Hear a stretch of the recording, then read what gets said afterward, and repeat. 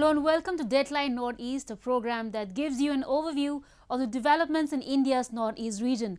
I'm your host Karim Zimik, and here are the top stories of today's program. India and Bangladesh strengthens maritime relations to supply goods to Northeast India. National Skill Training Institute inaugurated in Manipur.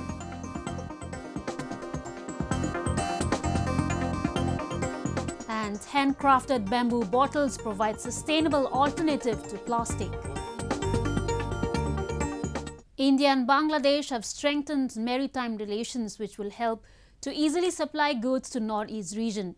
India's shipping minister Mansukh Mandavia virtually flagged off the first trial movement of container ships from Kolkata port to Agartala in Tripura via Chattogram port in Bangladesh. A report.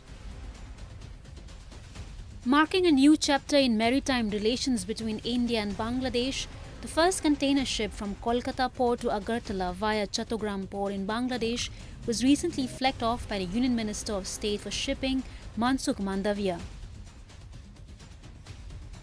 This has been done under the agreement of the use of Chattogram and Monkla ports for the movement of India's transit cargo through Bangladesh. This agreement has given a big booster of Tripura economy will totally change. Now we can import any materials anywhere from the world or any Indian port to Agartala. For industry, transportation cost is the basic thing. The ship MV Sheikh Jyoti arrived at the outer anchorage on 20th July at Chattogram port. The consignment of the trial movement includes 2 containers carrying TMT steel bars destined for the West Tripura district and 2 containers carrying pulses destined for Karimganj in Assam. After reaching Chattogram, the consignment will move to Agartala on Bangladeshi trucks. Access to the Chattogram port will greatly benefit India's northeastern states by cutting transportation time and costs through land routes to the northeast.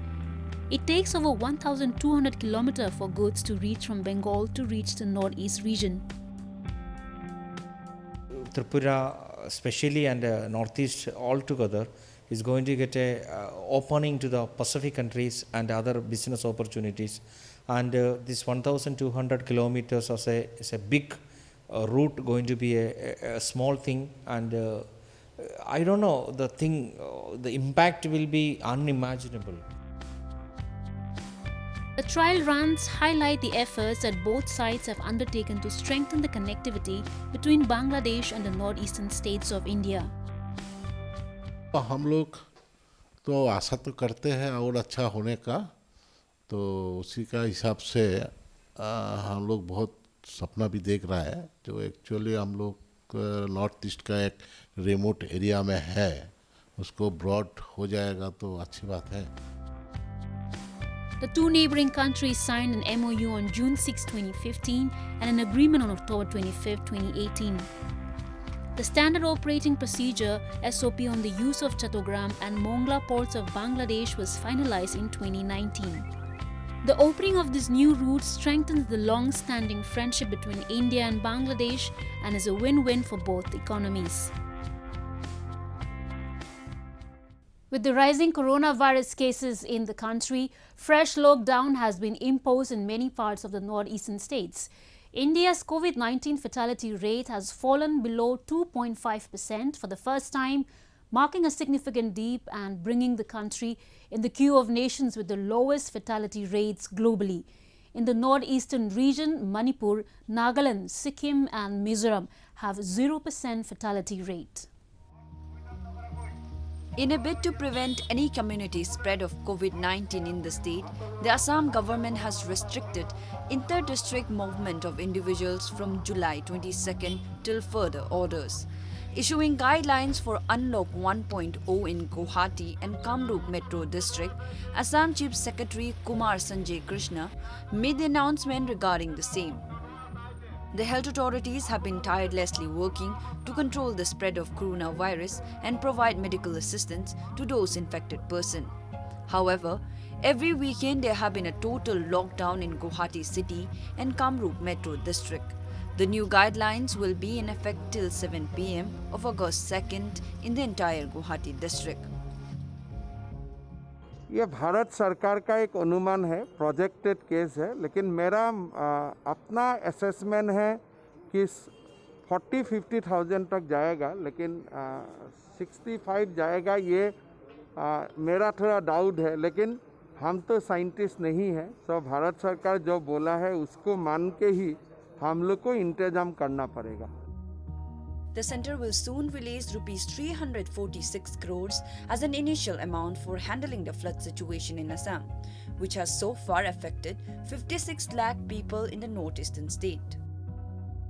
Union Jal Shakti Minister Gajendra Singh Shekhawat held a detailed discussion with Assam Chief Minister Sarbananda Sonowal over the flood situation in the state through a video conference. In Arunachal Pradesh, a complete lockdown will be imposed till August 3rd in capital Itanagar. A recent spike of more than 100 COVID-19 cases in a single day this week has raised the threat of community spread in the state. Dokum Colony in Nagaland in Arunachal Pradesh has been declared as containment zone by DA with immediate effect. The Sikkim government has decided to impose a complete lockdown in the state from July 21st to July 27th in view of the surge in the novel coronavirus cases. The decision to impose the lockdown was taken after reviewing guidelines for the management of the COVID-19 situation in the state. जिस तरह से कुछ दिन से पूर्व जिला में जिस तरह से कोरोना संक्रमण का संख्या अत्यधिक प्रकाश में आ रहा है, उस हिसाब से यहाँ पर कम्युनिटी स्प्रेड का खतरा बढ़ चुका है. तो इस हिसाब से अभी जो सरकार ने जो निर्णय लिया है वो सही है और इसको सब सिक्किमीज को वो पालन करना चाहिए. इसको Government offices, shops, commercial establishments, institutions, markets and factories will remain closed except where a specific exemption is granted. Educational training and coaching institutes will remain closed till August 31st. बाकी लोगों सबको अपील करना चाहता हूँ कि सब कोई अपना घर में रहे, जरूरी काम होने से मार्केट आइए, नहीं तो मार्केट मत आइए एकदम. As of 21st July, at least 13 more people, including 11 BSF Jawans, were tested positive for COVID-19 in Mizoram. A statement issued by the Information and Public Relations Department said the new cases were reported from Zoram Medical College. Authorities in Manipur's Thobal have put the district under complete curfew and lockdown till July 27th after the detection of coronavirus disease in some residents with no recent travel history outside the state. Dr. J. Suresh Babu, Manipur's Chief Secretary and the Chairperson of State Executive Committee of the State Disaster Management Authorities, issued an order on 21st July. Several regions of Thobal district have been notified containment zone to prevent the spread of coronavirus pandemic in the last few days. Even in the villages also, even in the remote areas, we have sent our ashas, we have sent our Angawadi workers to make sure that no meetings, no small gatherings are being made at the places also, and our surveillance team and our even the district officials, police, everybody is 27 working. They are working 24/7.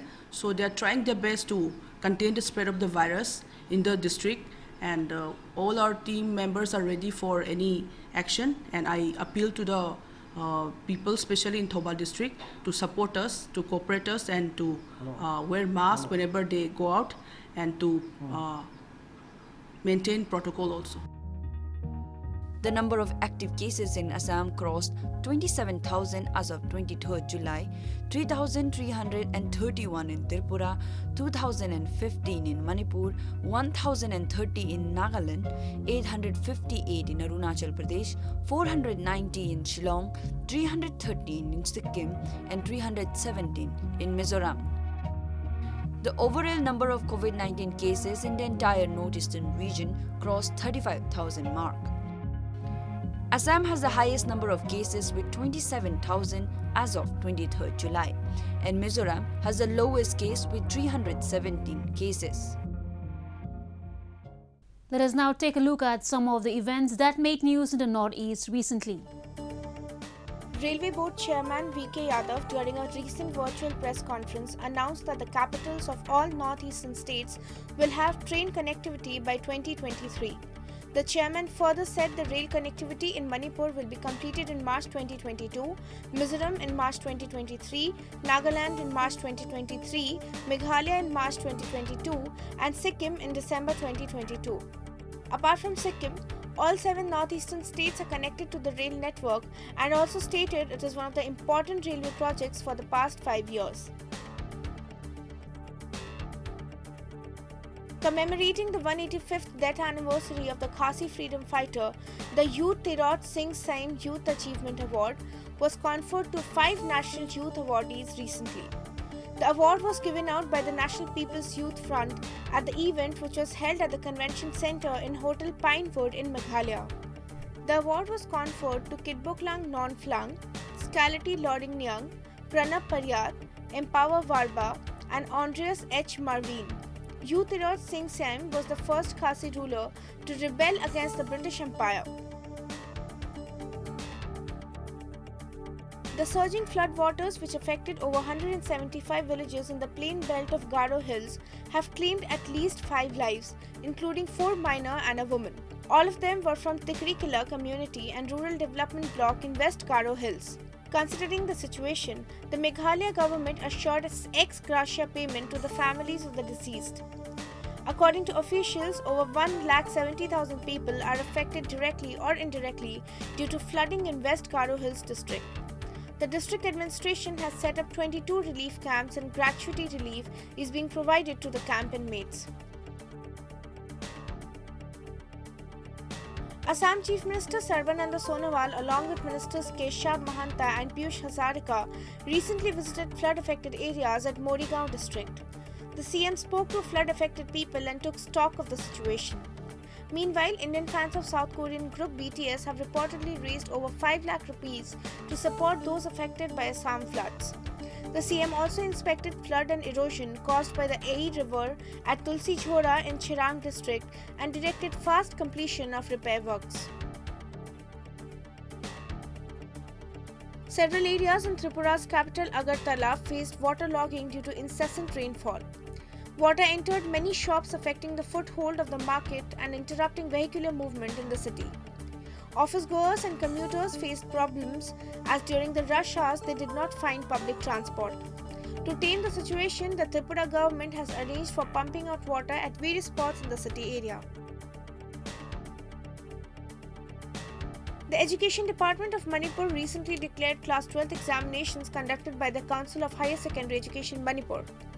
The declaration of the results of the examination was delayed as the Council of Higher Secondary Education Manipur rescheduled the examination dates of the nationwide lockdown. The pass percentage in all the streams this year is 86%, with Fairsaul district getting the highest number with 100 pass percentage. Girl students outshone boys with a pass percentage of 82.43 and 75.90 in arts and 75.69 in commerce streams. A total of 29,072 students appeared in the Council of Higher Secondary Education Manipur conducted Class 12th examination. In the science stream, Archana Hijam of Messi Explorer Academy in Imphal topped the examination with a total of 485 marks. In commerce, Justin Rendra Bam of TG Higher Secondary School topped the exam with 448 marks, and Homdram Menika Devi of TG Higher Secondary School in Arts stream with a total of 464 marks. Moving on to Nagaland. In today's episode, we have a report on how the deaf community is shimmering a new ray of hope by employing their intricate skills even in times of COVID-19. Established in 1987, the DBM ministry, which was earlier based in Bangalore, is the only organization for the deaf community in the state. She does stitching clothes and then basket making as well as embroidery. And whenever she gets time, she used to go for wedding planner with favors. Right now, she's stitching masks for Act of Kindness. In future, she's going to collaborate with Act of Kindness, and then they will be coming up with, new things. This is Atula, who was born with hearing and speech impaired. Atula stitches clothes for children and adults, and she also weaves plastic bags. She is a family member of the DBM ministry. To minister to deaf children in the state and to break the stigma of disability, Deaf Biblical Ministry (DBM) was established in 1987 with just 9 children. The ministry continues to be the sole organization for the deaf community in the state and is also giving them the opportunity to explore their skill. The Deaf Biblical Ministry was established by my parents in 1987. So during that time there was not much awareness, almost zero. Actually, I think there was zero awareness about most of the disabilities, and especially about the deaf as well. So when they started the ministry, my parents did have a lot of difficulties bringing awareness. Many people did not want to bring their child forward because there was still that stigma about disability that time. Ever since its inception to help the deaf and mute children, DBM has been providing education as well as vocational training and teaching American Sign Language. Refusing to let the physical disabilities hold them back, the hearing-impaired entrepreneurs in Dimapur are earning their livelihood despite the COVID-19 pandemic. Entrepreneur Kharemi Rungsung is one of them. She has set an example for those who want to follow the aspirations. After completion of a 10th class from DBM Ministry, she moved to Pune to pursue a beautician course. Rungsung is now a professional hairdresser and she runs a beauty parlor at the prime location in Dimapur. Because of this lockdown, the parlor is also closed. So like she's giving a home service, and then so like in a week she's getting 2-3 clients. That's how she's doing these days. So not much client because of the lockdown, and she's happy doing this beauty work, and moreover like she's earning enough for her living. Most of the entrepreneurs in the ministry have been involved in various activities like weaving baskets, mora making and pickle making. Mora is a traditionally handcrafted stool made out of a bamboo stick and nylon threads. The DBM ministry, which holds the classes from 1 to 10, have not only trained deaf community, but the ministry is giving a new hope and faith to thousands of specially abled persons in the state. Moving on to Manipur, on the occasion of World Youth Skills Day and 5th anniversary of Skill India Mission, National Skill Training Institute (NSTI) was inaugurated in Manipur recently. Speaking on the occasion of World Youth Skill Day, Prime Minister Narendra Modi said the biggest strength of the millennials is the ability to get skilled. A report. यानी खुद को reskill किया. Prime Minister Narendra Modi said that skill, reskilling and upskilling is the only way to remain relevant in the ever-changing market scenario. He made the comments while speaking at the Digital Conclave on the occasion of World Youth Skills Day in New Delhi. आज भारत में knowledge और skill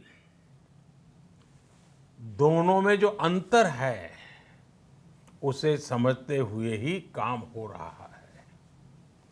आज से 5 साल पहले आज के ही दिन स्किल इंडिया मिशन इसी सोच के साथ शुरू किया गया था.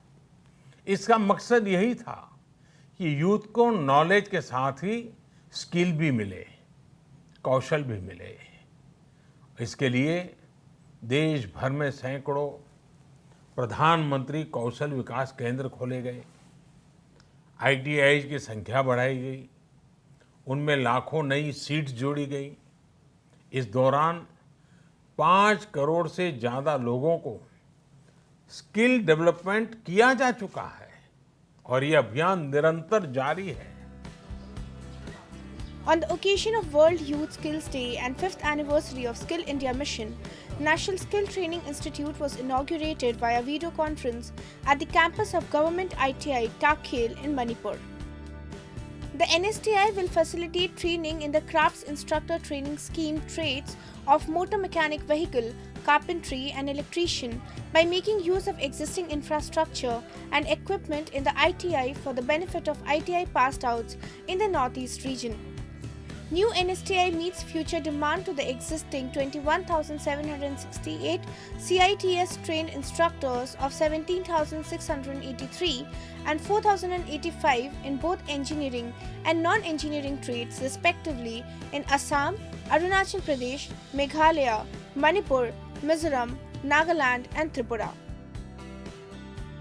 During the digital conclave, Minister Labour and Employment Dr. Thokcham Radheshyam expressed his gratitude to Dr. Mahendranath Pandey for his consent to set up a new NSTI in land measuring about 12 acres at Hairok village, Thoubal district, which is a part of an educational and skill hub identified by Manipur government. In Manipur, for the ITIs to the instructors, for the instructors, we have to have some kind of training to upskill and also to provide the latest, according to the demand of the market, the skilling of the young minds. So for that, in the whole country, there are only 31 training institutes. We call it NSTI, National Skill Training Institute. So in the entire Northeast, we have only 2 such institutions. That is, one is in Tura in Meghalaya, second one is in Tripura, Agartala in Tripura. These are all for women instructors. But in Manipur, the Honorable Minister had granted, when I attended the meeting in 2019 on 27 July in Assam, I requested and he accepted and it was sanctioned. Now just to begin with, we have inaugurated the center here, extension center. This new NSTI will produce vocational instructors and facilitate short-term training courses as 117 engineering trades are being taught at CTS level in the Northeast region. It is to cater to the needs of rural target groups among 70% rural population in the state by conducting employment-oriented courses. In a bid to provide employment opportunities to local artisans of Tripura and curb the use of plastic menace, the state government recently introduced eco-friendly bamboo drinking water bottles. These unique fancy bamboo handicrafts are attracting eco-friendly lovers around the globe. Take a look. These bamboo water bottles, which are known for their durable, eco-friendly and stylish nature, are increasingly finding takers. Designed by Prasada Rao, the chairperson of Tripura Rehabilitation Plantation Corporation, these eco-friendly bamboo water bottles have become a favorite across the country.